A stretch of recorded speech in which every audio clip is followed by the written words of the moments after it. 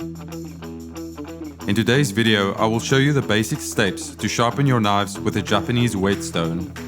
Step 1. Select your stone progression. Inspect your knives before you start your sharpening session to determine what stones you will use. If your knives need reprofiling, tip or chip repairs, thinning, or if your knives are just very dull, starting on a coarse grit stone will speed up the process considerably.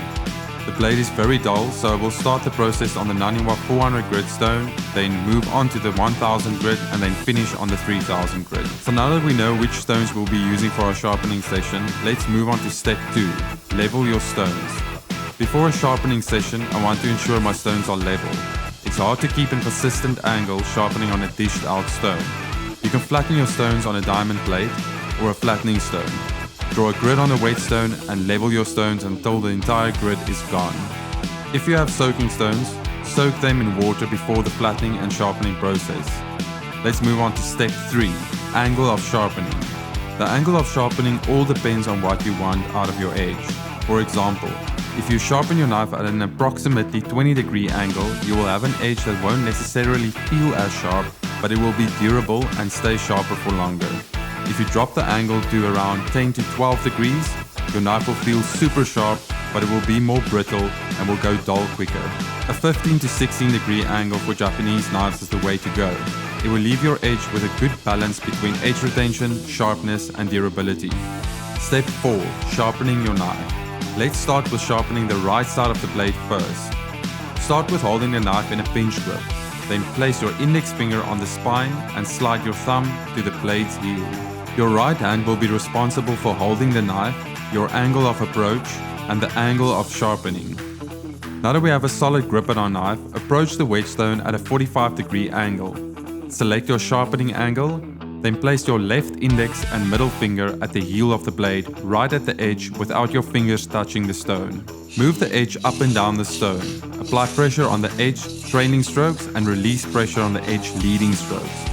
Then move your index and middle finger to the next section and repeat until you have worked your way up to the blade's tip.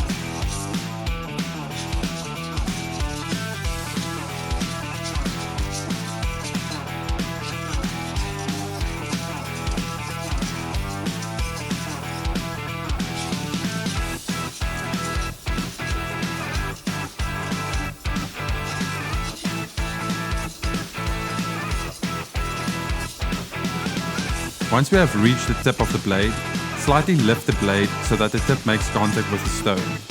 Once you have completed one pass from heel to tip, feel for the burr.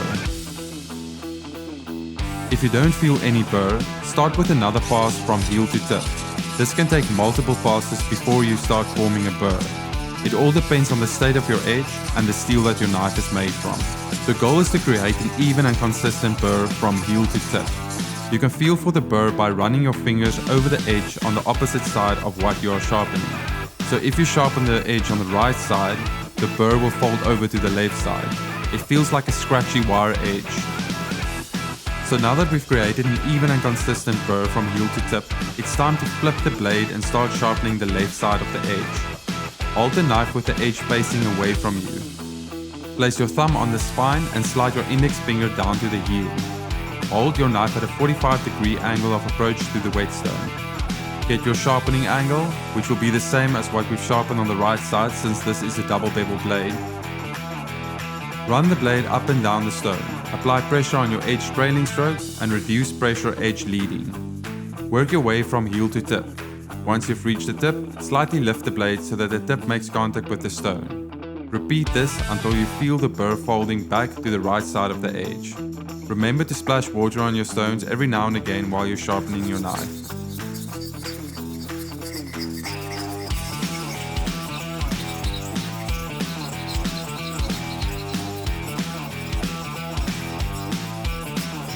Step 5. Medium stones. Once I have formed the burr on both sides with the coarse stone, I will move to the medium grit stone. I am going to repeat the same process, but this time the stone will start to refine the edge. The medium grit stone is also an excellent place to start when sharpening a knife that is still relatively sharp. Now sharpen the right side of the edge until you have a consistent burr formed from heel to tip. Then sharpen the left side and fold the burr back to the right. Step 6. Finishing stone. Now it's time to move on to the finishing stone. This will refine your edge and give it a nice polish. It's essential to reduce the pressure when sharpening on a finishing stone. I only use the pressure of my hand and the knife to work the stone, but other than that, all other techniques apply. Now because the stone is so fine, you can barely feel the burr when sharpening, so do about 3 to 5 passes on each side of the edge and you will feel the burr starting to disappear. Also look at the edge and make sure that you have an even and consistent polish on the edge. Step 7. Stropping the knife. Now that I have a nice even and consistent polish on the edge and can barely feel the burr, I will finish the blade by stropping on my stone. This will weaken any fine piece of burr that might still be left on the edge. To start the stropping process on your stone, put the tip of the blade on the bottom of the stone. With one stroke, move the edge up towards the top of the stone, finishing the stroke at the heel of the blade. Now flip the blade with the spine facing towards you, perpendicular to the stone.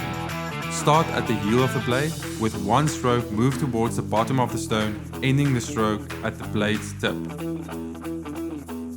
It's important to use the same angle with which you were sharpening the knife. Also, use a very light pressure when doing stropping motions on the stone. You can use this stropping technique on fine stones to hone your knife in between sharpening sessions.